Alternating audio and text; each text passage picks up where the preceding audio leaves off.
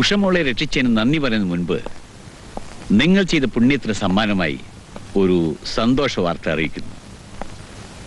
ബാലുവിന്റെ കേസിലെ വിധിക്കെതിരായുള്ള റിട്ട് കോടതി സ്വീകരിച്ചു. അതിന്റെ തീരുമാനമാവും വരെ നിങ്ങളെ ജാമ്യത്തിൽ ഇറക്കിക്കൊണ്ടുപോകാനുള്ള ഉത്തരവുമായാണ് ഞാൻ വന്നത്. Go ahead, Balu. God bless you. Thank you. Come on. കേറിക്കോളൂ.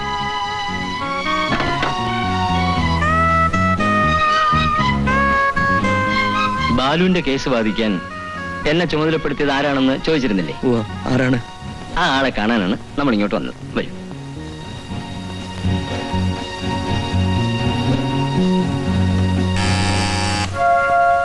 Yes.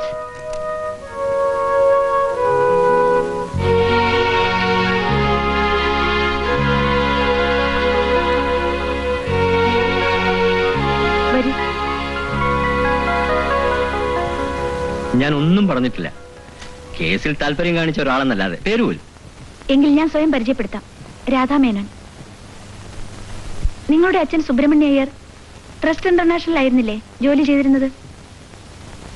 ആ കമ്പനിയുടെ സ്ഥാപകൻ രാംദാസ് മേനോന്റെ മകളാണ് ഞാൻ.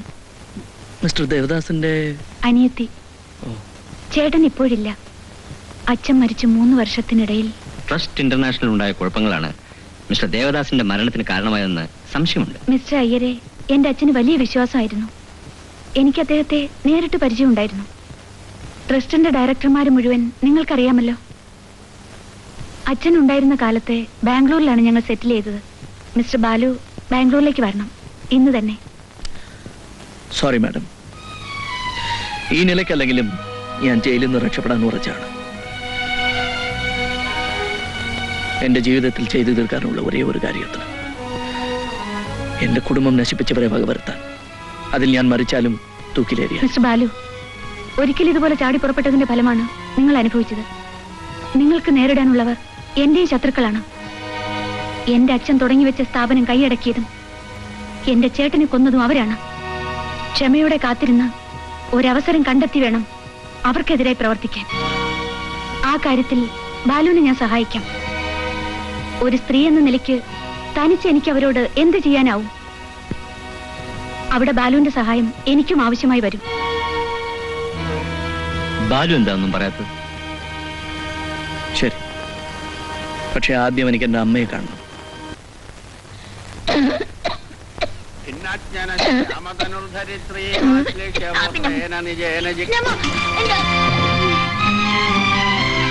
മുഖത്തൊന്ന് കണ്ണില്ലേ? ആ പാത്രം നിലത്തിട്ട് ചളിക്ക് നശിപ്പിച്ചല്ലോ.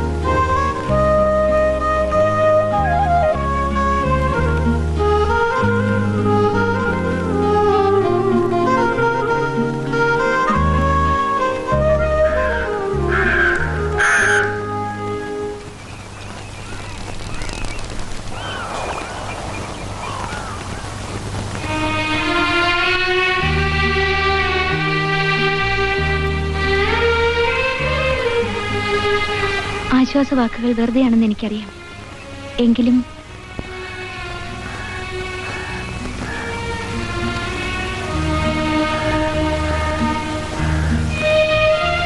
വരാനുള്ളതിനെ കുറിച്ചാണ് ഇനി ചിന്തിക്കേണ്ടത്. കൂടുതൽ ഉണർന്ന് പ്രവർത്തിക്കേണ്ട സമയമാണിത്. കൈമൾ എന്തോ അത്ര ശുദ്ധനാണെന്ന് എനിക്ക് തോന്നുന്നില്ല.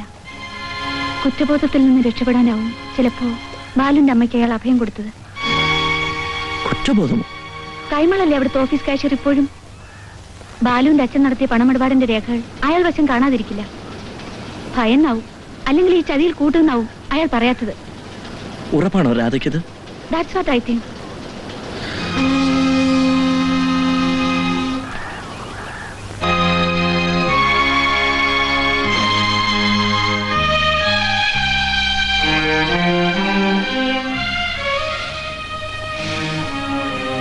എന്റെ അമ്മയോട് നിങ്ങൾ കാണിച്ച ക്രൂരത ഞാനത് ക്ഷമിക്കും. അമ്മയെ നിങ്ങൾ തെരുവിലിറക്കി വിട്ടില്ലല്ലോ, കിടക്കാനൊരു ഇടം കൊടുത്തില്ലേ? ഒരു വേലക്കാരിയെ പോലെ നിങ്ങൾ എൻ്റെ അമ്മയെ കൊണ്ട് പണിയെടുപ്പിച്ചു. സാരമില്ല, നിങ്ങൾ എൻ്റെ അമ്മയ്ക്ക് 3 നേരം ഭക്ഷണം കൊടുത്തില്ലേ? പക്ഷെ എൻ്റെ അച്ഛൻ, ആരോടും ഒരു തെറ്റും ചെയ്തിട്ടില്ലാത്ത എൻ്റെ അച്ഛൻ, കള്ളനെന്ന് പേര് കേട്ട് ആത്മഹത്യ ചെയ്യേണ്ടി വന്നു. അച്ഛൻ ഏറ്റവും കൂടുതൽ വിശ്വസിച്ചിരുന്നത് നിങ്ങളെയാണ്. എല്ലാം തുറന്നു പറഞ്ഞിരുന്നത് നിങ്ങളോടാണ്. നിങ്ങൾക്കറിയാം എൻ്റെ അച്ഛൻ നിരപരാധിയാണെന്ന്. അത് തെളിയിക്കാതെ നിങ്ങളെ ഞാൻ വിടില്ല. പറയാൻ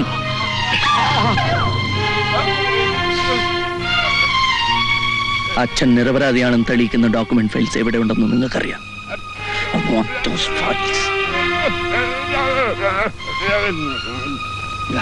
ആ ഡോക്യുമെന്റ്സും ഫയലും ഒന്നും എന്റെ കയ്യിലില്ല. അവരത് അന്നേ എടുത്തോണ്ട് പോയി. എങ്ങോട്ട്? ബാരിസ്റ്റർ മേനോനെ ഏൽപ്പിക്കാൻ. അയാളുടെ നിയന്ത്രണത്തിലുള്ള ഏതെങ്കിലും ലോക്കറിൽ അത് ഒളിപ്പിച്ചു വച്ചിട്ടുണ്ടാവും.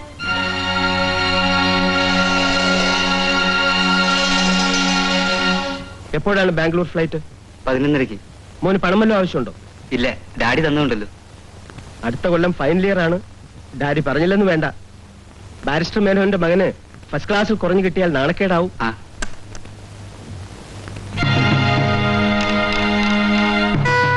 പ്രതീക്ഷിക്കാതെ പെട്ടെന്ന് തന്നെ അവിടെ കണ്ടപ്പോൾ ഒന്നും ഞെട്ടി. ഇല്ല ബാരിസ്റ്റർ, പേടിക്കണ്ട. ജയിൽ ചാടിയതല്ല, നിയമം അനുവദിക്കുന്ന വഴിയിൽ ജാമ്യത്തിൽ ഇറങ്ങിയതാണ്. ബാരിസ്റ്റർ സാർ വാങ്ങിത്തന്ന ശിക്ഷയ്ക്കെതിരെ കോടതിയിൽ ഒരു ചെറിയ റിട്ട് ഫയൽ ചെയ്തു. കോടതി ഇത് സ്വീകരിച്ചു. ഇനി കേസ് വാദിച്ച് ജയിക്കണം. ജയിക്കണമെങ്കിൽ യു നോ ഇറ്റ് ബെറ്റർ. രേഖകൾ, ഡോക്യുമെന്റ്സ് വേണം. ഞാൻ കുറ്റം ചെയ്തിട്ടില്ലെന്ന് കോടതിയിൽ തെളിയിക്കണം. ഞാൻ മാത്രമല്ല, മരിച്ചുപോയ എൻ്റെ അച്ഛനെതിരെയുള്ള കേസിൽ അച്ഛനും. ആ രേഖകളും ഫയലുകളും ഒരാൾ വിചാരിച്ചാൽ മാത്രമേ കിട്ടും. നിങ്ങൾ എന്താണ് ഈ പറയുന്നത്? I don't understand. I'm damn sure you understand every word I utter.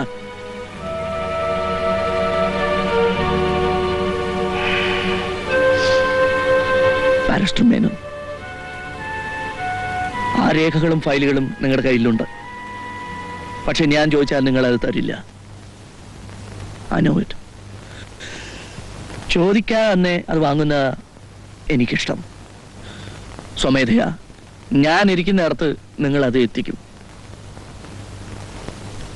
Unni, your only son, huh?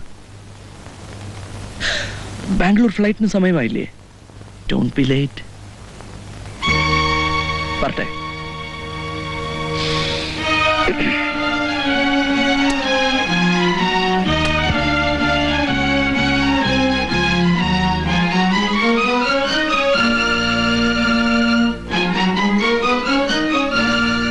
ജെയിംസേ, എന്തോ? അവൻ എവിടെ താമസിക്കുന്നതെന്ന് കണ്ടുപിടിക്കണം. ശരി.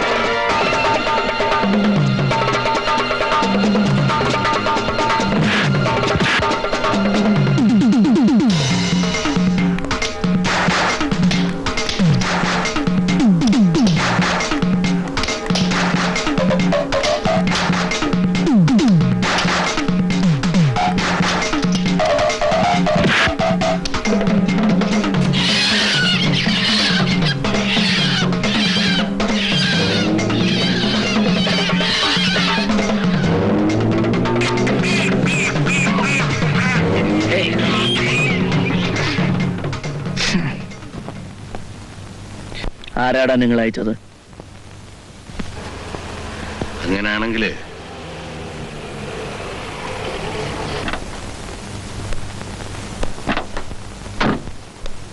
അല്ല, ഇതാര് രാധക്കുഞ്ഞോ?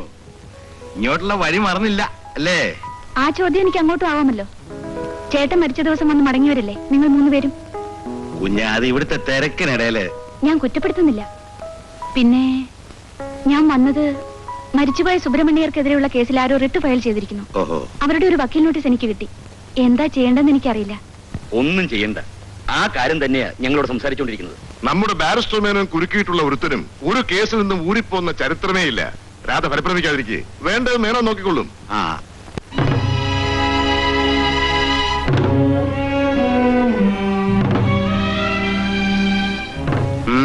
എന്താണോ എനിക്കുള്ള കാര്യം?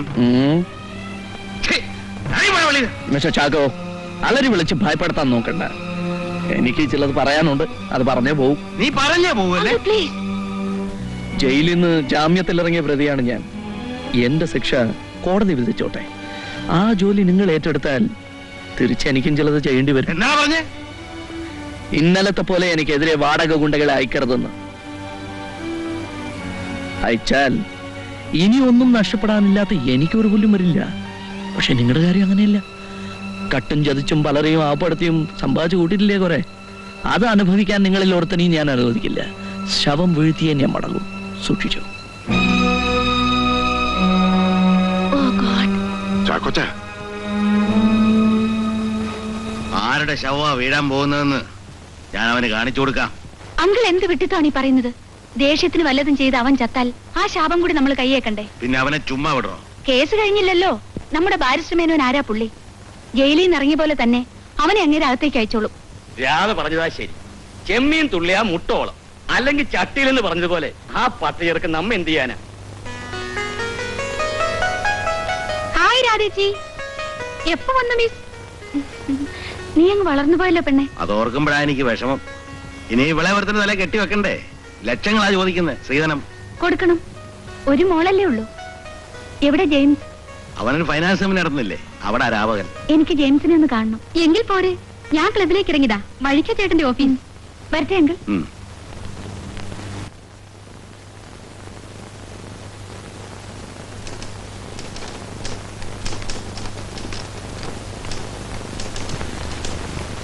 Hello James. What a pleasant surprise. ജെയിംസിനെ കാണാറില്ലെങ്കിലും ഞാൻ വായിക്കാറുണ്ട്.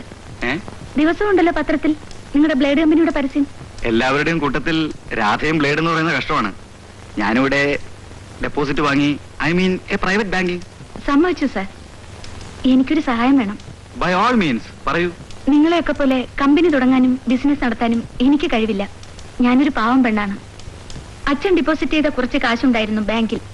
നിങ്ങൾ കൊടുക്കുന്നതിന്റെ പാതി പലിശ പോലും അവിടുന്ന് കിട്ടില്ല. ഞാൻ ആ തുക വിഡ്രോ ചെയ്തു. ഇവിടെ ഡെപ്പോസിറ്റ് ചെയ്യാം. ജെയിംസിനെ ആവുമ്പോ എനിക്ക് വിശ്വസിക്കാമല്ലോ. Of course. അപ്പോഴേ ചേട്ടാ, ഈ പാർട്ടിയുടെ കമ്മീഷൻ എനിക്ക് തരണം. നീ പോയി. കമ്മീഷൻ തരില്ലല്ലേ? എനിക്ക് കാണാം. എന്തോന്ന് കേട്ടോ ചേച്ചി, ഞങ്ങളുടെ ക്ലബിലെ മെമ്പേഴ്സാ ഇവിടുത്തെ മെയിൻ ക്ലയൻസ്. ഒക്കത്തിനും ഞാൻ ക്യാൻവാസ് ചെയ്ത് ചേർത്തതാ. എന്നോട് കളിച്ച നാളെ കണ്ടു. അവരെ കൊണ്ട് കംപ്ലീറ്റ് ഡെപ്പോസിറ്റ് മടക്കി വാങ്ങിച്ച് ഞാൻ ഇവിടെ റൺ നടത്തി. എന്റെ പൊന്ന് പെങ്ങളായിരുന്നു, ഞാൻ സറണ്ടർ ചെയ്തിരിക്കുന്നു. എന്ത് വേണേ തരാം. ആ, അങ്ങനെ വഴിക്കുവാ.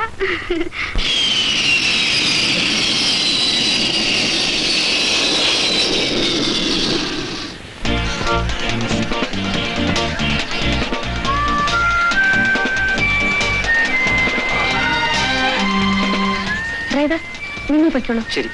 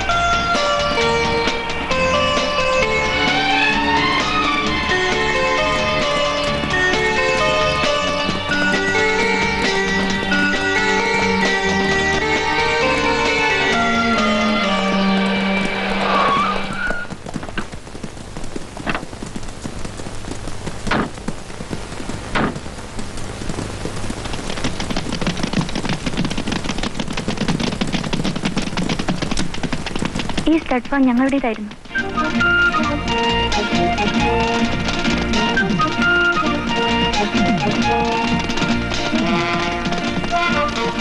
ഷീസ് ജൂലി, എന്റെ ചേട്ടത്തിയമ്മ.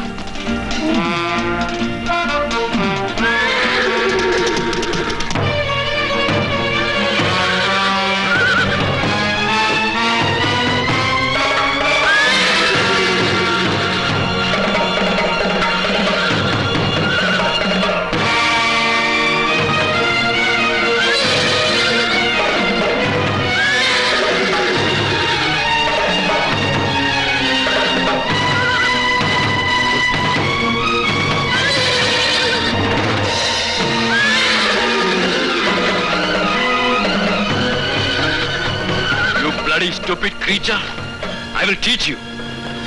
അയാളാണ് വിക്ടർ. നോ ഡിയർ, മരിക്കാൻ കഴിയാത്തതിനെ വെടിവെച്ച് കൊല്ലുക ആണുങ്ങൾക്ക് ചേർന്നല്ല. Don't be silly.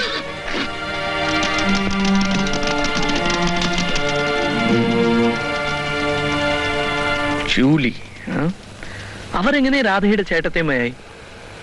പാലസ് ഹോട്ടലിലെ ക്ലബ് ഡാൻസറായിരുന്നു ജൂലി. സ്റ്റഡ് ഫാമിലെ ചുമതലക്കായിരുന്ന വിക്ടർ എങ്ങനെയോ ചേട്ടന്റെ വലങ്കൈയായി. വിക്ടറാണ് ചേട്ടനെ ജൂലിയുടെ വലയിൽ വീഴ്ത്തിയത്. He was mad of ഹാർ.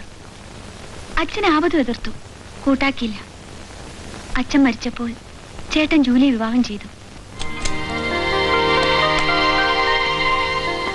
സ്വതവേ ഒരു ഹാപ്പി ഗോ ലക്കി നേച്ചറായിരുന്നു ചേട്ടൻ്റെത്.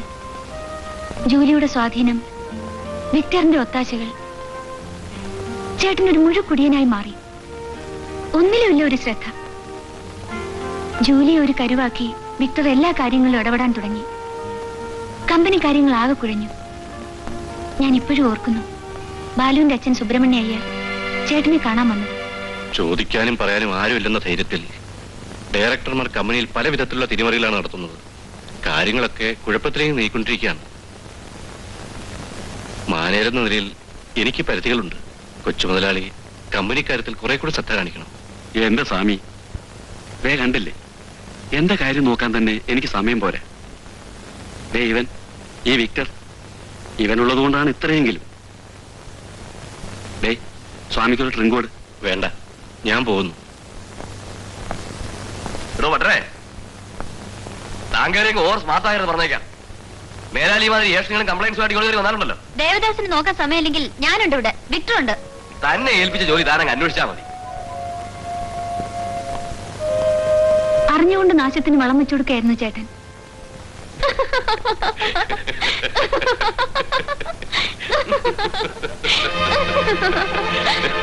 ചേട്ടത്തിയമ്മേ, എന്താ ഇത്? വിക്ടറിന് എന്താ ഇവിടെ കാര്യം? അത് ഞാൻ തീരുമാനിച്ചോളാം. തീരുമാനിക്കേണ്ടത് ചേട്ടത്തിയമ്മ തന്നെയാണ്. പക്ഷെ ഇത്, നിങ്ങൾ എന്റെ ചേട്ടന്റെ ഭാര്യയാണ്. പല തവണയായി ഞാനിത് കാണുന്നു. ഇയാൾക്കിവിടെ ഈ സ്വാതന്ത്ര്യം, ഇത് സമ്മതിക്കാൻ പറ്റില്ല. സമ്മതിക്കാനും സമ്മതിക്കാതിരിക്കാനും who the bloody hell are you?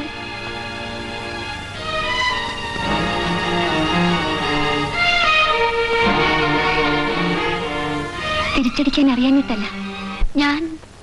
ഞാൻ ഇവിടുത്തെ ആരാണ്? നിങ്ങളുടെ ഭാര്യയോ അതോ ഇവിടുത്തെ വേലക്കാരിയോ? നിങ്ങളുടെ അനുജത്തിന്റെ തല്ലും തൊഴിയും കൊള്ളാൻ എനിക്ക് വയ്യ. രാധേ, രാധേ, എന്താ? ഞാനിത് മുൻകൂട്ടി കാണണ്ടായിരുന്നു. അച്ഛന്റെയും നിന്റെയൊക്കെ ഇഷ്ടത്തിന് വിരുദ്ധമായി നടത്തിയ കല്യാണമല്ലേ ഇത്? അതിന്റെ ചുരുക്കനൊക്കെ അവളോടെ കാണും. ചേട്ടാ വേണ്ട, നിന്നോട് ഇവിടുന്ന് മാറി താമസിക്കാൻ പറഞ്ഞാൽ അച്ഛനില്ലാത്ത പാവ അനുജത്തിയെ ഞാനിവിടുന്ന് ഇറക്കി വിട്ടെന്ന് പറയും. No, I don't want it. നിങ്ങൾ ഒരുമിച്ച് ഒരിടത്തിനി അത് ശരിയാവില്ല. ഞാൻ മാറി താമസിക്കാം. ചേട്ടാ, ഷട്ട് ഫാമിലുണ്ടല്ലോ ഒരു ബംഗ്ലാവ്, ഞാനും ഇവളും അങ്ങോട്ടേക്ക് മാറാം.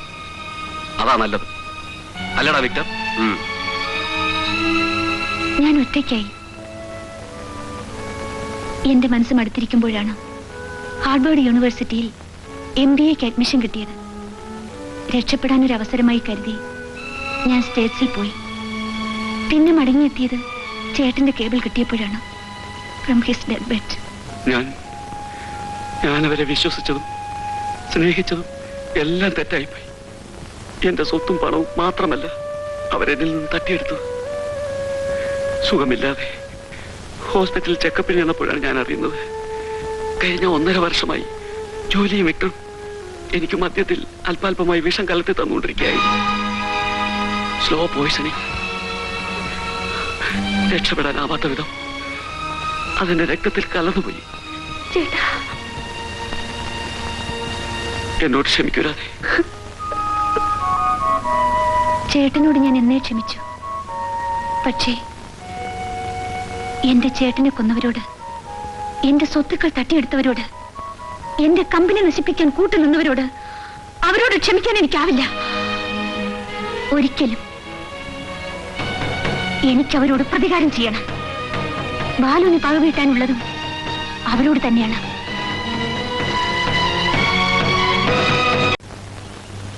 ചന്ദ്രൻപിള്ളയ്ക്ക് ഫിഷിംഗ് എക്സ്പോർട്ടാണ് ബിസിനസ്. ചാക്കോയ്ക്ക് മകനും ഫിനാൻസ് കമ്പനി. ഒരുപാട് റിസ്ക് ഉള്ള ബിസിനസ് ലൈനാണ് ഇത് രണ്ടും. അതുകൊണ്ട് തന്നെ അപകടപ്പെടുത്താൻ എളുപ്പവും. അവറാച്ചൻ എസ്റ്റേറ്റിലാണ് വിത്ത് ഹിസ് സൺ സണ്ണി. അവിടേക്ക് നമ്മളൊരു സെപ്പറേറ്റ് ട്രാക്ക് നോക്കണം. Why not we begin with Victor and Julie? ഞാനും അത് തന്നെയാണ് മനസ്സിൽ കണ്ടത്. നമുക്ക് അവരിൽ നിന്നും തുടങ്ങാം. ചേട്ടൻ മരിച്ചതിൽ പിന്നെ വിക്ടറും ജൂലിയും ഭാര്യ ഭർത്താക്കന്മാരെ പോലെയാണ് ജീവിതം. വിക്ടറിന്റെ ലോകം കുതിരകളുടെ ലോകമാണ്. പക്ഷേ കുതിരകളെ കുറിച്ച് എനിക്കൊന്നും അറിഞ്ഞുകൂടല്ലോ. സാരമില്ല, ഐ ക്യാൻ ടീച്ച് യു. വിക്ടറിനേക്കാൾ എക്സ്പെർട്ട് ആവണം ബാലു ഇക്കാര്യത്തിൽ.